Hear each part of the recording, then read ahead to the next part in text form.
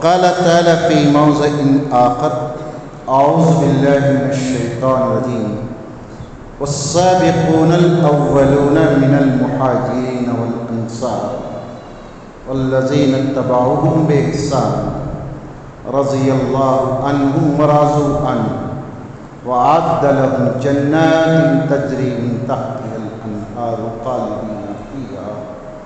خالدين فيها أبدا ذلك الفوز العظيم. وقال تعالى في موضع آخر والذين جاءوا من بعدهم يقولون ربنا اغفر لنا ولإخواننا الذين سبقونا بالإيمان ولا تجعل في قلوبنا غلا للذين آمنوا ربنا إنك رؤوف رحيم. وقال تعالى في موضع آخر بسم الله الرحمن الرحيم أولئك الذين امتحن الله قلوبهم للتقوى لهم مغفرة وأجر عظيم. وقال النبي صلى الله عليه وسلم خير الناس قرني ثم الذين يلونهم ثم الذين يلونهم ثم الذين يلونهم رواه البخاري ومسلم. وقال النبي صلى الله عليه وسلم اذا ذکر اصحابی فامسکوا رواه الطبرانی. تمام تعریف و توصیف حمد ثنا بزرگی اور بڑائی عز و شرف جاہ و جلال اس اللہ رب العزت کے لیے لائق اور زیبا ہے جو ساری کائنات کا خالق ہے، جو سب کا رازق ہے، جو ایک دن سب کو مارنے اور پھر جلانے والا ہے. اس مختصر سی حمد و ثنا کے بعد بے شمار انگنت لامحدود درود و سلام ہو تمام انبیاء و رسل پر، خصوصاً پیارے نبی محمد مصطفیٰ صلی اللہ علیہ وسلم پر. معزز سامعین، خطبہ مسنونہ کے بعد سورہ توبہ کی، سورہ حشر کی اور سورہ حجرات کی ایک ایک آیت میں نے آپ کو سنائی. ہم سب اس بات کو اچھی طرح سے جانتے ہیں کہ یہ دین جو ہم تک پہنچا ہے اس میں اللہ کے پیارے نبی محمد مصطفیٰ صلی اللہ علیہ وسلم کی دن رات کی محنت ہے. آپ کی زندگی کے 63 سال نبوت کے ایک لمحہ بھی آپ نے اس دین کے فروغ اور اس کی ترقی اور اس کو پھیلانے سے غافل نہیں کیا. آپ کی ساری زندگی دین اسلام کی تبلیغ اور اس کی اشاعت تھی. آپ کا ساتھ جن نیک نفوس نے، جن نیک لوگوں نے دیا ان کو صحابی کہتے ہیں. صحابی اس کا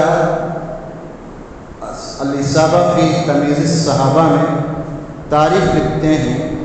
صحابی وہ ایمان کی حالت میں جو اللہ کے نبی صلی اللہ علیہ وسلم سے ملاقات کرتا ہے، ایمان پر زندگی بسر کرتا ہے اور ایمان پر وفات پاتا ہے، اس کو صحابی کہتے ہیں. اللہ تبارک و تعالیٰ صحابہ کی بڑی تعریف اور توصیف بیان کیا قرآن مجید میں. ہم کو آپ کو معلوم ہے اللہ کے نبی صلی اللہ علیہ وسلم کی اس حدیث کے مطابق جو میں نے آپ کو سنائی ہے، آپ صلی اللہ علیہ وسلم فرماتے ہیں خیر الناس قرن، سب سے بہترین دور جس میں انسان جی رہے ہیں یہ میرا زمانہ ہے، اللہ کے نبی صلی اللہ علیہ وسلم کا زمانہ. اور آپ صلی اللہ علیہ وسلم کے ساتھ جتنے مسلمان تھے یہ سب خیر الناس تھے دنیا میں. اس لیے امام ابن تیمیہ رحمۃ اللہ علیہ المجموع الفتاوی میں فرماتے ہیں کہ انبیاء کے بعد، انبیاء اکرام علیہ السلام کے بعد اس دھرتی پر سب سے نیک نفوس صحابہ ہیں. امام نووی رحمۃ اللہ علیہ فرماتے ہیں کہ اللہ کے نبی صلی اللہ علیہ وسلم کی صحبت میں چند لمحات بیٹھنا یہ اتنی بڑی فضیلت ہے، اتنی بڑی فضیلت ہے، اس کا موازنہ دنیا کے کسی عمل سے اور کسی چیز سے کیا نہیں جا سکتا۔ کیوں؟ اس لیے کہ اللہ کے نبی صلی اللہ علیہ وسلم کے سنگ بیٹھنا، آپ صلی اللہ علیہ وسلم کے ساتھ چند لمحات گزارنا، یہ دنیا کی سب سے بڑی فضیلت ہے۔ ایک امام نووی رحمۃ اللہ علیہ فرماتے ہیں، اس طرح سے صحابہ کی زندگیاں ہمارے سامنے بڑی کتاب، ان صحابہ نے اپنی زندگیوں کو اسلام کی تبلیغ اور ترویج کے لیے وقف کر دیا۔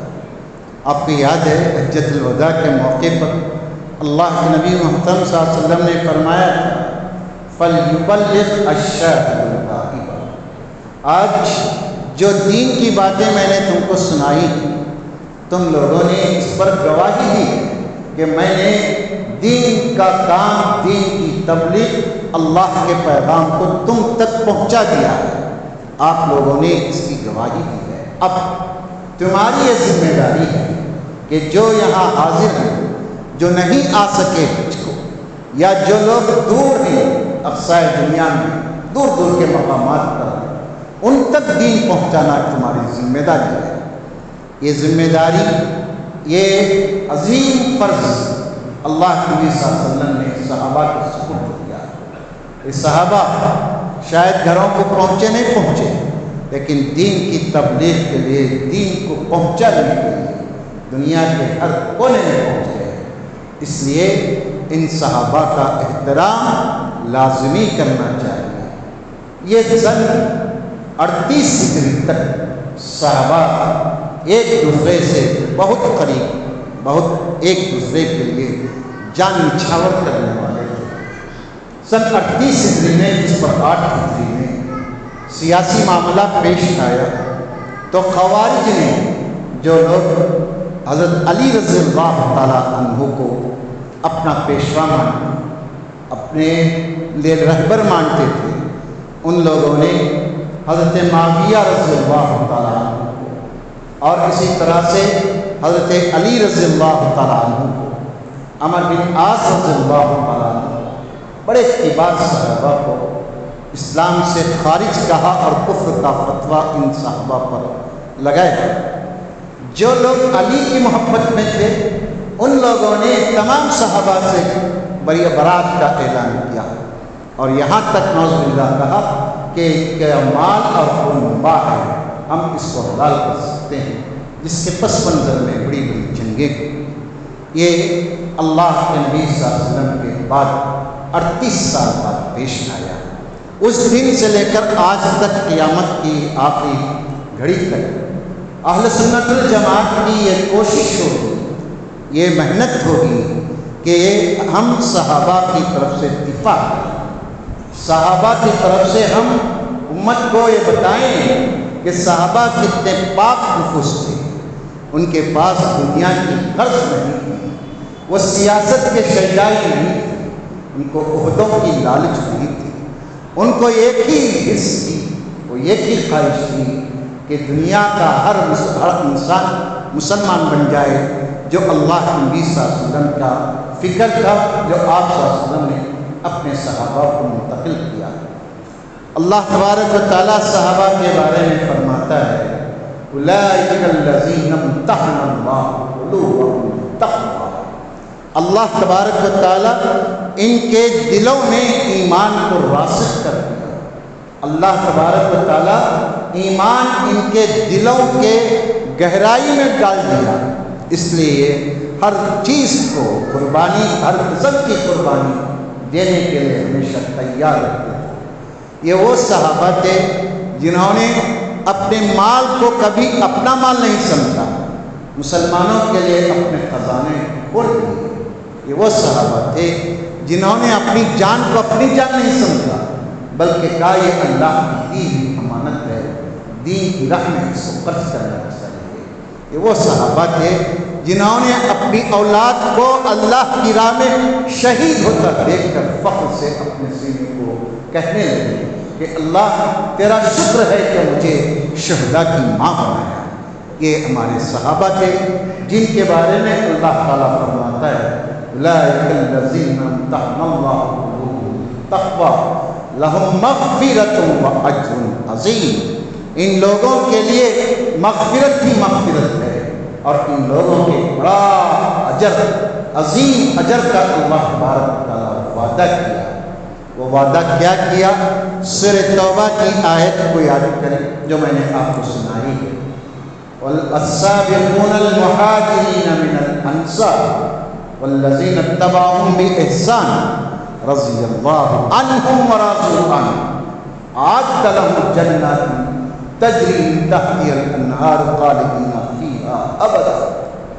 اللہ تعالیٰ فرماتا ہے کہ یاد کرو وہ دور جب اللہ کے نبی صلی اللہ علیہ وسلم نے اعلان کیا کہ اللہ ایک ہے، تو صحابہ نے اس بات اس بڑھ کر کہا آپ سچ کہتے ہیں اللہ ایک ہے، ہم آپ کے اس اعلان پر گواہی دیتے ہیں۔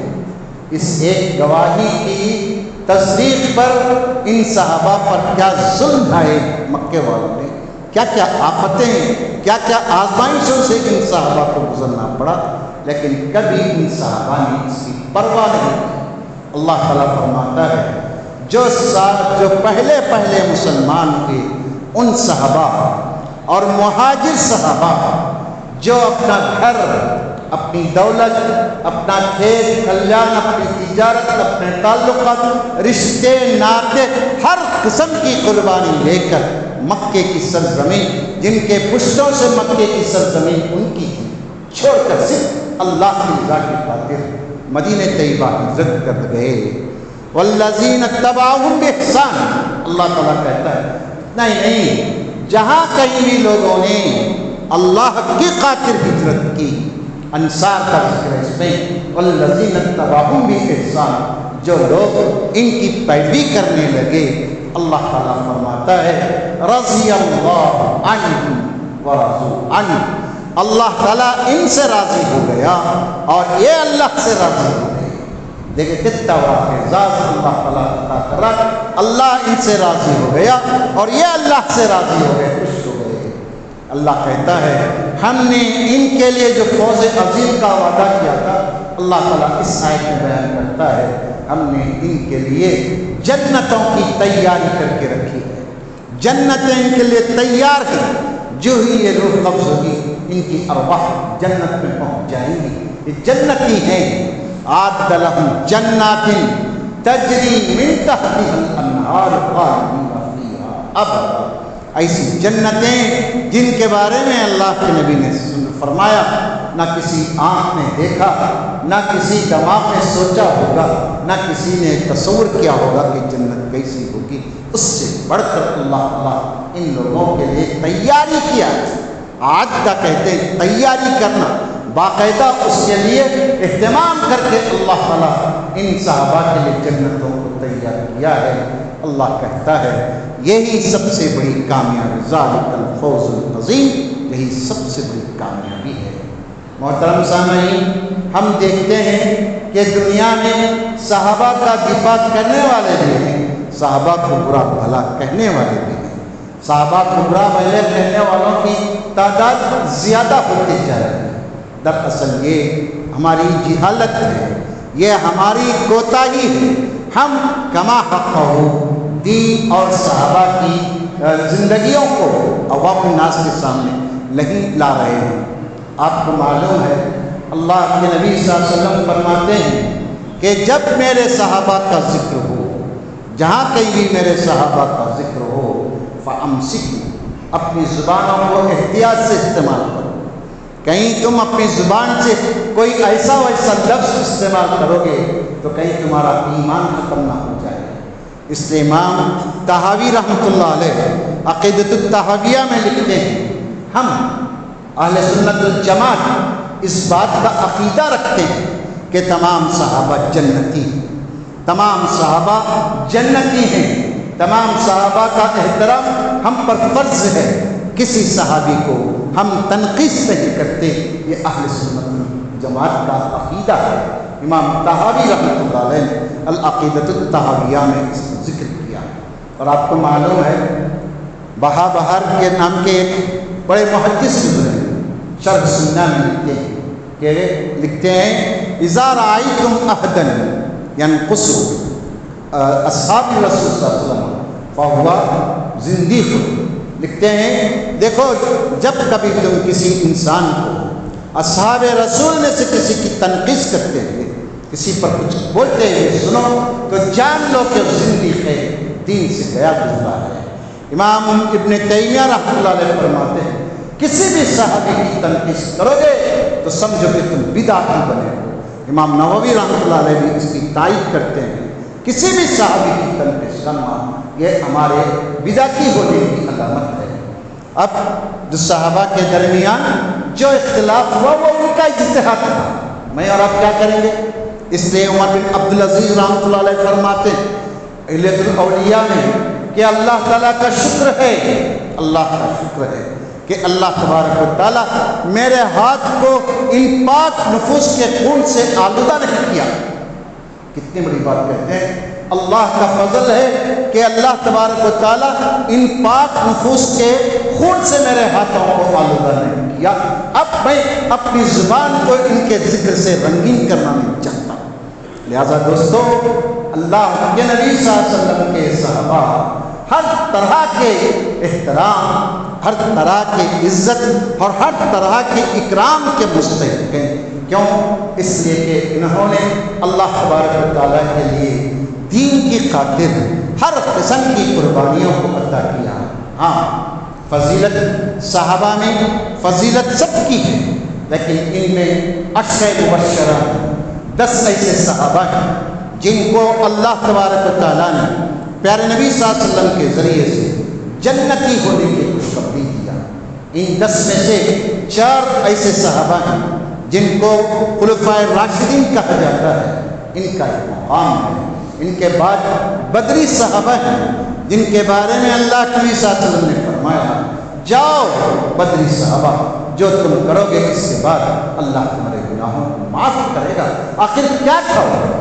313 بھی نہیں تھے وہ، 313 کی روایت بھی متکلم کی ہے، 309 یا 310 تھے، یہ 313 ہزار سے بڑھ گئے، جو سپر پاور تھے اس دور کے، ہر طرح کی قربانی دے کر سوچ کر دیکھیے آج 56 ممالک ہیں مسلمانوں کے، کیا کر سکتے ہیں؟ ایک اسرائیل کو ہم روک نہیں سک رہے، ایک دھمکی نہیں دے سکتے ہمارے مسلمان ممالک، اس طرح کی بے بس زندگی ہم کر رہے ہیں۔ یہ ہمارے صحابہ کو سوچ کر دیکھیے، اس دور کی سپر پاور سے وہ ٹکرا گئے، بھڑ گئے، میں تو کہتا ہوں بھڑ گئے تھے، ہر طرح سے وہ نچھاور تھے اسلام کے لیے۔ اس لیے اللہ نے کہا رضی اللہ عنہم ورضوا عنہ، میرے اور آپ کے بارے میں کیا کہا اللہ تعالیٰ؟ والذین جاؤوا من بعدہم یقولون ربنا اغفر لنا ولاخواننا الذین سبقونا بالایمان ولا تجعل فی قلوبنا غلا للذین آمنوا ربنا انک رؤوف رحیم۔ ان صحابہ کے بعد بعض مومن آئیں گے جو اللہ تعالیٰ سے کہیں گے اے بار الہ، اے ہمارے رب، اے ہمارے خالق، اے ہمارے مالک۔ وہ لوگ جو ہم سے پہلے مسلمان ہو چکے، اللہ ان کی بخشش کرتے، ان کی مغفرت کرتے، ان کے درجات کو بلند کرتے۔ اللہ ان نفوس کے بارے میں، ان کے تعلق سے ہمارے دلوں کے اندر رد کی برابر کینہ، حسد، بغض نہ پیدا کرو۔ اے اللہ تو رحمان ہے، تو رؤوف ہے، تو مہربان ہے، تو یہ کام کر سکتا ہے۔ یہ میرے اور آپ کا اللہ تعالیٰ بیان کر رہا ہے کہ میں اور آپ ان صحابہ کا ذکر کریں تو بڑے احترام کے ساتھ کریں، رضی اللہ عنہ کہیں۔ صحابیہ کا ذکر آئے تو رضی اللہ تعالیٰ عنہا کہیں، یہ ان کا حق ہے، یہ ان کا حق ہے، یہ ان کا احترام ہے۔ میں کہہ رہا ہوں اللہ کے نبی صلی اللہ علیہ وسلم کے دور میں، اللہ کے نبی صلی اللہ علیہ وسلم کے موجودگی میں حضرت عبد الرحمن بن عوف رضی اللہ تعالیٰ عنہ اور خالد بن ولید رضی اللہ تعالیٰ عنہ کے درمیان میں کچھ تناؤ تھا۔ خالد بن ولید رضی اللہ تعالیٰ عنہ نے آپ صلی اللہ علیہ وسلم کی موجودگی میں کوئی ایسا لفظ کہا، آپ صلی اللہ علیہ وسلم نے فرمایا لا تسبوا اصحابی، اللہ کے نبی صلی اللہ علیہ وسلم فرماتے ہیں خبردار خالد میرے صحابہ کی عیب جوئی نہ کرو. یہاں پر میں عیب جوئی کہتا ہوں، ہمارے صحابہ کی عیب جوئی نہ کرو. کیوں؟ اس لیے کہ اگر صحابہ کے بعد اگر امت کے کوئی بھی آدمی لو انفق احد من الذهب، اگر کوئی آدمی احد پہاڑ کے برابر بھی، احد کے پہاڑ کے برابر سونا خرچ کرے، خیرات کرے، صدقہ دے، دان کر دے، تو اللہ نبی صلی اللہ علیہ وسلم فرماتے ہیں کہ ان کے ایک مد کیا، ایک مد کا نصف بھی اجر پا نہیں سکتا. یہ ہمارے صحابہ.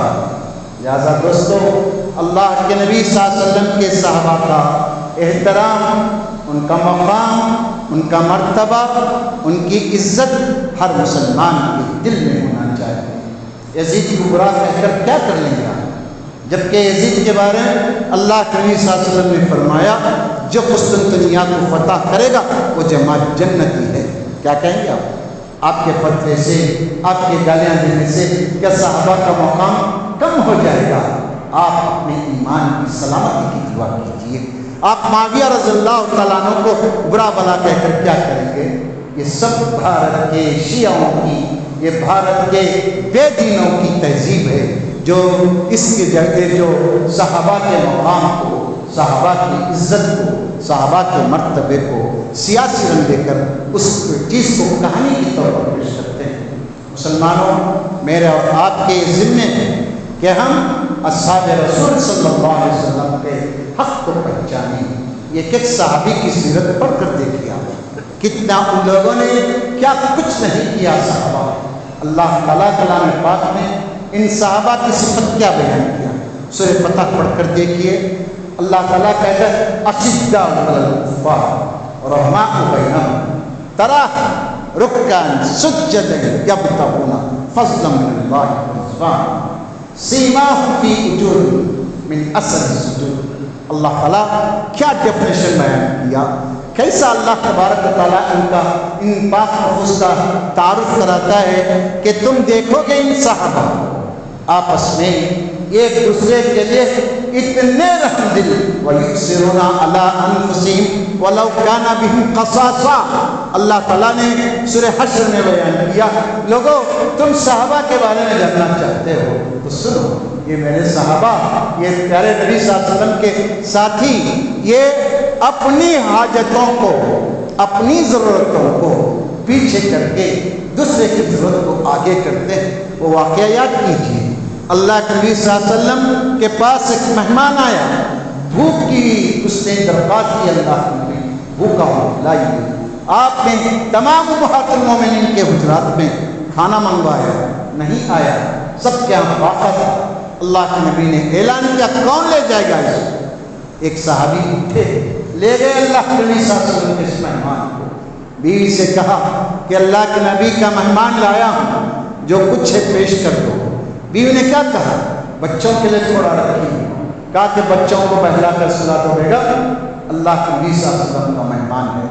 آپ صلی اللہ علیہ وسلم کے پیارے صحابہ اپنے پیٹ، اپنے بچوں کے پیٹ کو پتھر باندھ کر اللہ کے نبی کی مہمان نوازی، نبی کے مہمان کی مہمان نوازی کر رہے ہیں. اللہ تبارک و تعالیٰ کو یہ ادا اتنی پسند آئی، وَيُؤْثِرُونَ عَلَىٰ أَنفُسِهِمْ وَلَوْ كَانَ خَصَاصَةً. اللہ کے نبی صلی اللہ علیہ وسلم کے پاس جب فجر میں پہنچے، آپ صلی اللہ علیہ وسلم مسکرا رہے ہیں، کہہ رہے ہیں کہ اللہ تعالیٰ کو تمہاری میزبانی بہت پسند آئی کہ تم نے اپنے بیوی سے کہا کہ کھانا پروسنے کے بہانے چراغ دور کر دو، میں مہمان کے سامنے کھانے کا ایکشن کروں گا تاکہ مہمان پیٹ بھر کر کھا سکے. ہے ہمارے پاس جذبات ہوں گے، معاشرے میں ایک دو ہوں گے، ہم بھی ایک چیز پیدا کریں.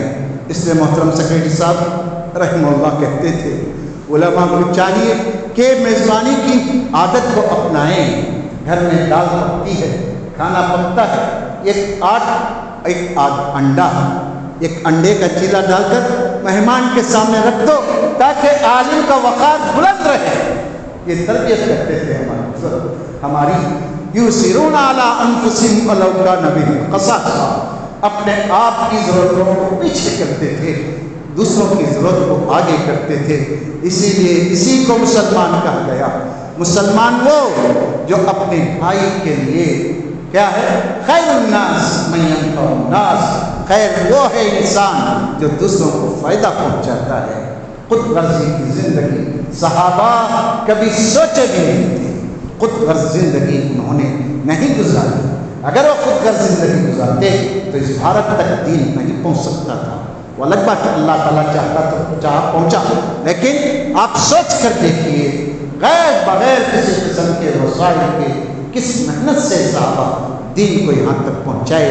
اس لیے ان موقعوں پر ہمیں چاہیے کہ ہم صحابہ کی سیرت کو پڑھیں۔ صحابہ کے ایک بار میں ابو بکر صدیق رضی اللہ تعالیٰ عنہ کا سیرت آپ کے سامنے بیان کیا تھا۔ انشاءاللہ نیکسٹ عمر رضی اللہ تعالیٰ عنہ کی سیرت آپ کے سامنے رکھنا ہے، تاکہ آپ کو وقت نہیں پڑھنے کے لیے کم سے کم سن لیں، تاکہ ہمارے ایمان کو تازگی حاصل ہو۔